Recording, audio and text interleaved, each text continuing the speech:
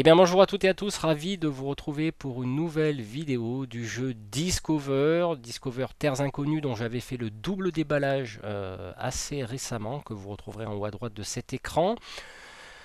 J'avais dans l'idée de personnaliser ce jeu parce que j'aime bien y jouer, je le trouve sympa et étant fan de la série Lost, je me suis dit, ayant eu l'environnement de l'île, pourquoi ne pas développer le thème Lost en l'adaptant comme je pouvais pour le jeu. Donc je suis en train d'écrire un scénario qui est plutôt basé sur la première saison, au moment où ils se crachent et qu'ils doivent récupérer une radio, etc., etc. Donc ça, je vous en dis pas plus, on verra dans une prochaine vidéo. J'avais développé aussi une variante de règles que vous retrouvez toujours en haut à droite de cet écran pour rajouter des choses qui me sont venues, pourquoi pas. Et là dans cette vidéo on va faire le tour des personnages que j'ai créés sur ce thème, donc sur le thème Lost. Donc il y a 9 personnages que vous pourrez télécharger, que j'ai essayé d'adapter en fonction bien sûr de leur caractère, de ce qui se passe dans la série, parce que là je suis en train de me retaper toute la série, donc il y a 6 saisons il me semble, donc j'en suis à la deuxième saison, aux 3/4, et petit à petit j'essaie de vous présenter des personnages. Donc là on va voir certains personnages de la saison 1, de la saison 2, donc il y en a 9. Ce que je vous propose c'est qu'on passe sur l'ordinateur et je vais vous expliquer la création et ce qu'ils vont faire dans le jeu.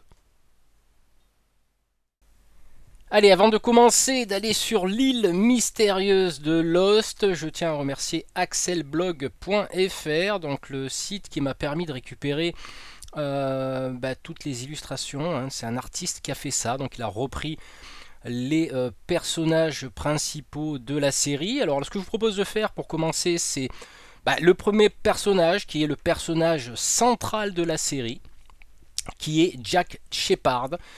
Donc qui est neurochirurgien. Donc je me suis dit dans le jeu il est assez difficile de réparer les dégâts physiques. Donc là je me suis dit pourquoi pas introduire un personnage un petit peu particulier qui permettrait de faire ça. Donc Jack est équipé au départ d'une potion de médecine, de soins, donc pour simplement réparer les dégâts physiques. Alors pour ça, il y a une obligation, il devra dépenser une potion de soin, 2 ressources d'eau et 5 en endurance, et il pourra soigner un dégât physique. Donc voilà, donc vous voyez, j'ai fait le personnage en fonction de ce que j'ai pu voir dans la série, et je trouve ça plutôt sympathique. Écoutez, on va passer à un autre personnage. Allez, autre personnage, John Locke. Donc vous vous rappelez, pour ceux qui ont vu la série, il est handicapé et pendant le crash sur l'île, il retrouve ses jambes. Voilà, c'est un peu un miracle. Alors je me suis dit comment adapter ce personnage qui à la base est un agent de recouvrement dans une société, mais qui quand même pratique le hobby de la chasse et est assez bricoleur.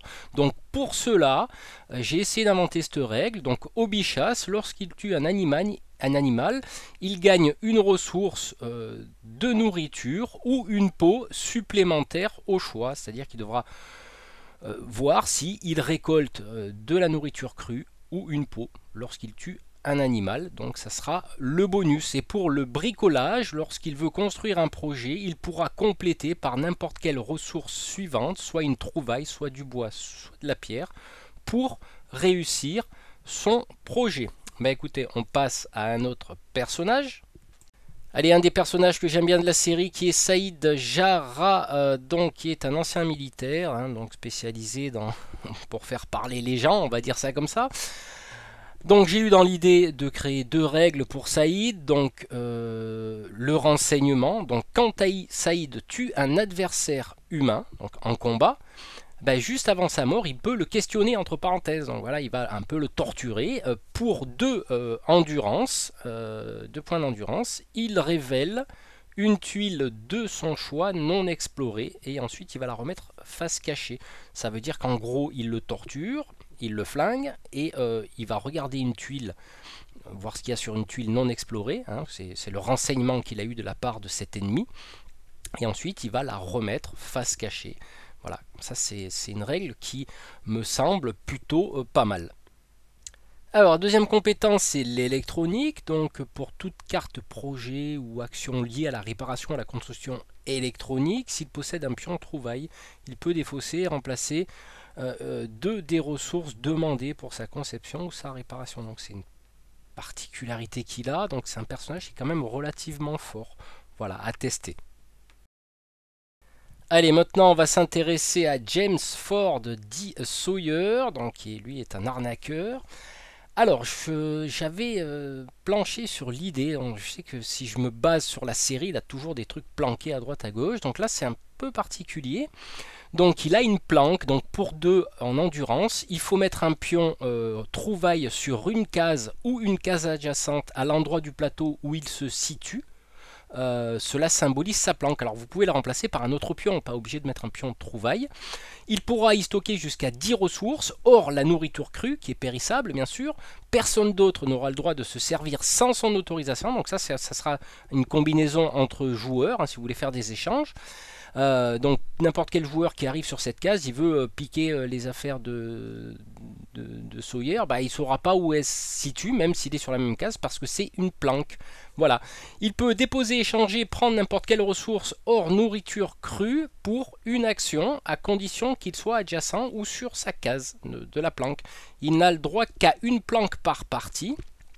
Il n'aura pas le droit de défausser une ressource de sa planque pendant la partie quand les règles le demandent, sauf s'il est dessus ou adjacent. Donc mettez vos ressources de côté hors de l'inventaire, on va dire, habituel de votre personnage, de façon à différencier les différents objets que vous avez en votre possession. Donc si une carte stipule que vous devez vous défausser d'une nourriture ou d'une eau parce que vous avez faim, mais vous n'aurez pas le droit de vous servir dans la planque, vous prendrez ce que vous avez actuellement dans votre inventaire. Voilà, c'est ça que je voulais expliquer dans la carte. Allez, un autre personnage que j'ai réussi à adapter, donc là j'ai un peu planché dessus parce que je ne savais pas trop par rapport à la série ce qui se faisait de spécial, donc mis à part peut-être bouffer de temps en temps ou planquer des trucs. Donc Hugo dit Hurley, donc Hugo Reyes dit Hurley, donc qui est millionnaire, hein, comme pour ceux qui ont vu la série, donc il a gagné au loto, donc j'ai eu dans l'idée pour lui, comme il est toujours en train d'avoir de la bouffe à droite à gauche, donc il sera immunisé contre la faim, c'est-à-dire que chaque fois que vous avez une carte quelconque de menace, de carte nuit ou autre effet dans le jeu, eh ben, si on lui demande de défausser une nourriture crue ou une nourriture cuite, donc il sera immunisé, c'est-à-dire qu'il ne défaussera rien. Voilà, parce que pour ma part, ayant vu la série, donc je me dis il a toujours quelque chose de planqué quelque part. Donc voilà, c'est un petit peu pour introduire ce personnage bien sympathique dans le jeu. Allez, je vous présente Kate Austen, donc, qui est la fugitive. Donc, elle a été arrêtée par un marshal suite à des différents problèmes qu'elle a eu. Enfin bref, on ne va pas s'étendre sur l'histoire, vous regarderez la série.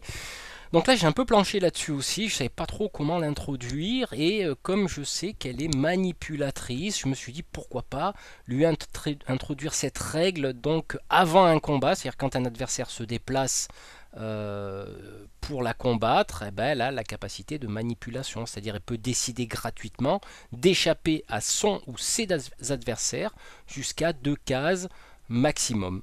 Voilà, c'est un petit peu la règle que j'ai trouvée pour introduire ce personnage.